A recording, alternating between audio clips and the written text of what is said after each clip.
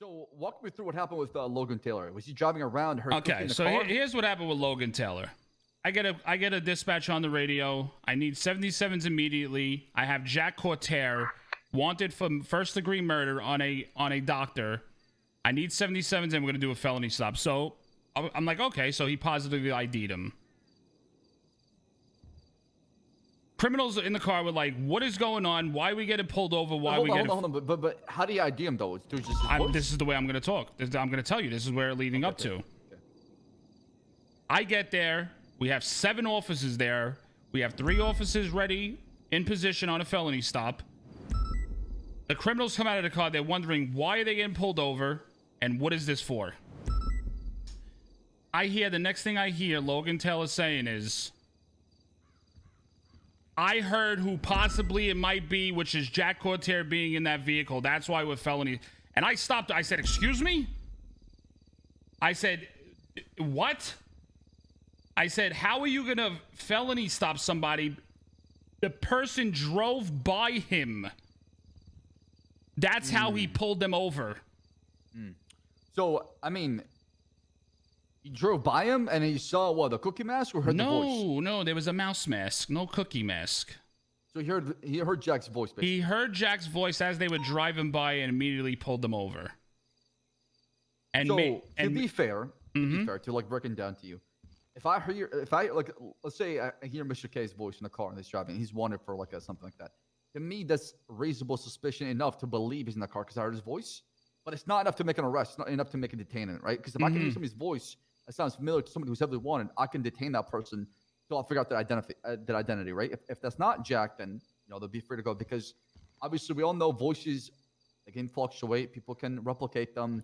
There's a lot of people in the city, but it's not enough to push charges. Like if I heard K's voice in the car, he's driving by, then he shot somebody, I can suspect K's behind it, but I can't place a warrant behind it. Does that make any sense? So him detaining the car or pulling it over is okay, but him trying to say felony stop? No.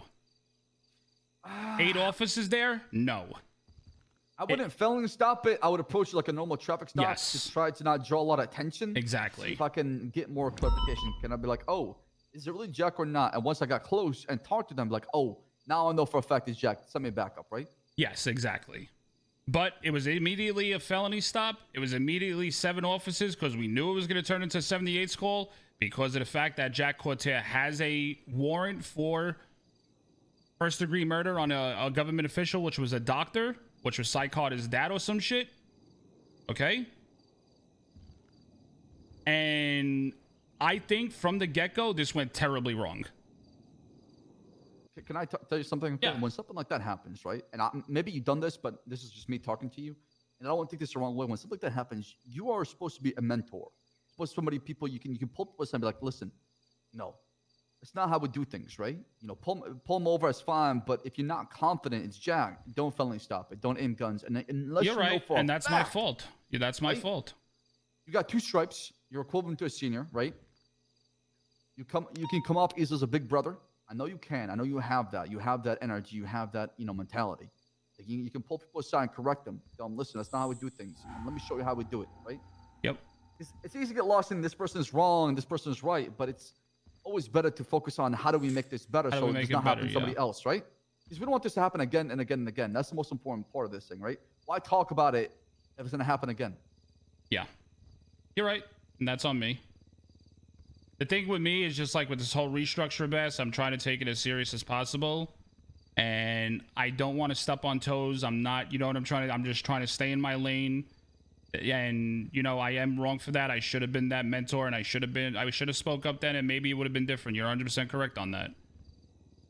I mean, and then the next step of this journey that we were on this last call is the whole thing with Pred leading the scene. Should I just wait for Toretti? He's here. Vehicle gets flipped over right by across the street from the vault. Individuals run up on top of the roof. Suarez and Sweets go up there. They get taken hostage. I go up there. I said, stop. Let's negotiate. They allow me to go on the roof. We start negotiating. One individual with the mouse mask gets in the helicopter and leaves.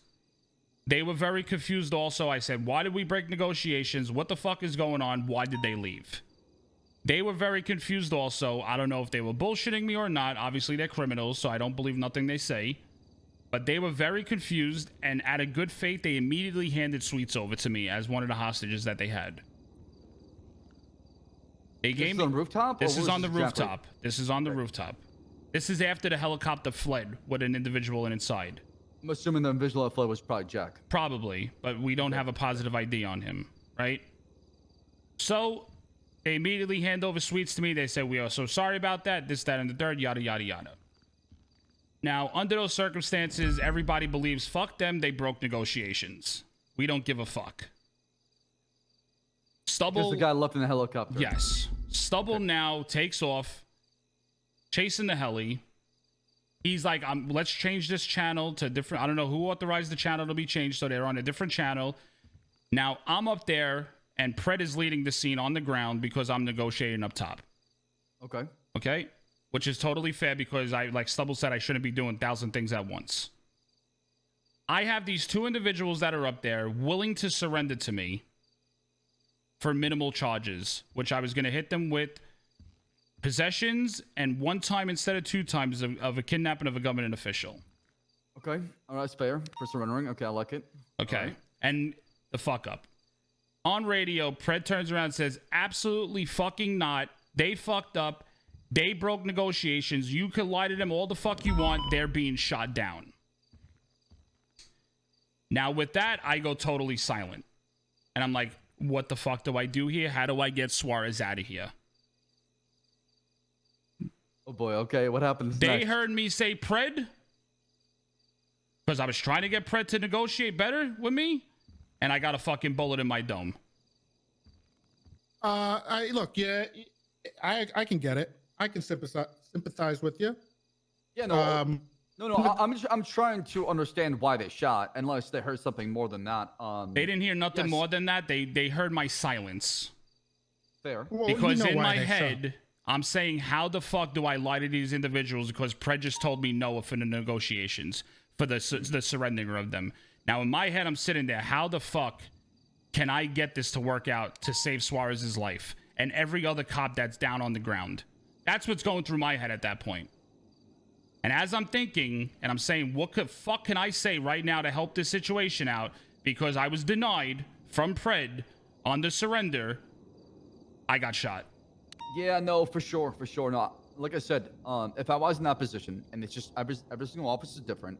But there's one thing that I want to install as far as the culture in the PD is understanding that once the bullets go flying, somebody could potentially be seriously hurt or die. And I think we don't think about that too much. We really don't. We think that people just get picked back up and they'll be 10-8 and they'll go out there and clock. And I'm talking about the PD because that's the only thing I can try to control.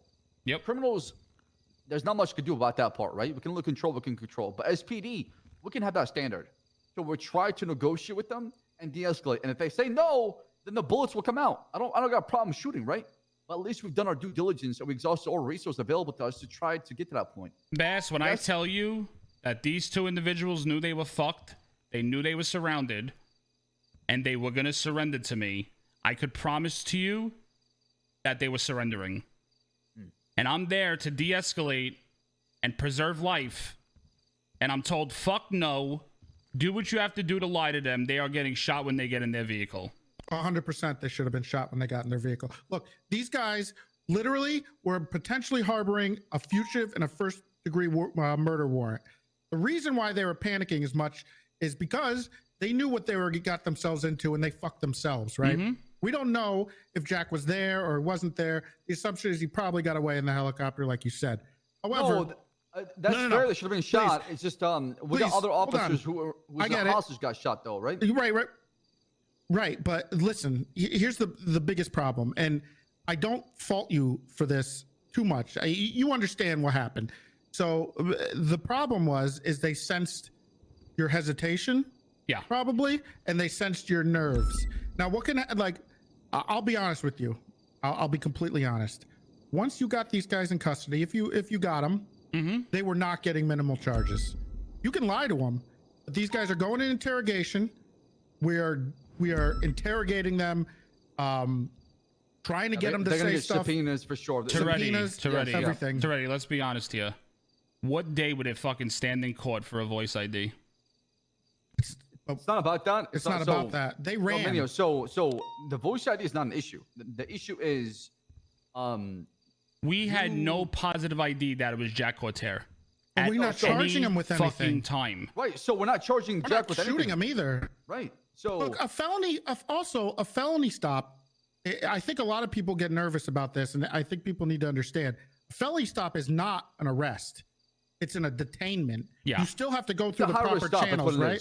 It's a high risk stop. So if you potentially think that somebody's in that car that may have been involved in the first degree murder warrant, 100% you do not step up to that car. You felony stop them. People get scared and they freak out over it because they're stupid. They don't understand that you still have to go through the proper reasonable suspicion and probable cause.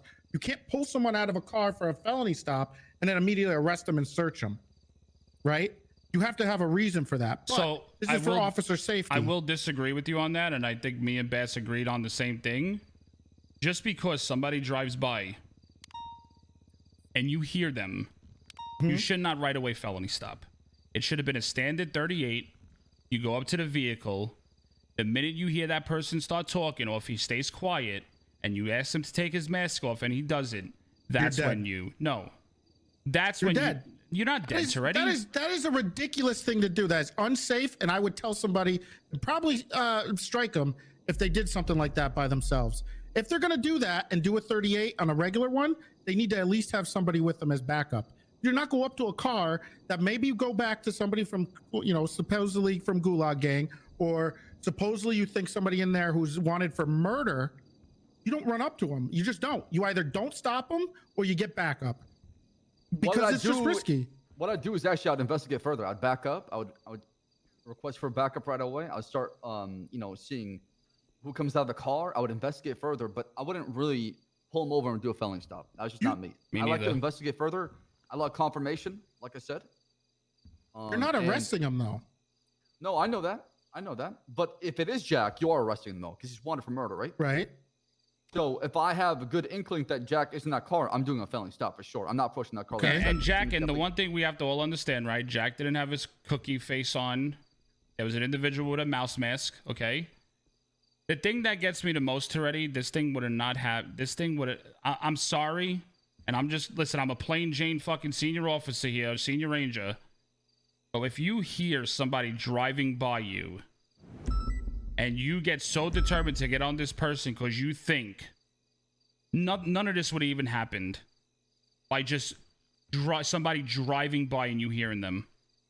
None of this what happened? That's exactly what happened. Was he speeding? No, he drove by them and he heard him. Yeah, he drove on the opposite side of him, but basically, he's passing by. Have you talked to Logan about that? No, I haven't. No, we're gonna talk to him afterwards. I think you need to confirm to make sure he wasn't either speeding or it wasn't other reason to pull him over. He literally said it while we were at the traffic stop to the criminals, because the criminals were saying, "Why are you pulling me over?"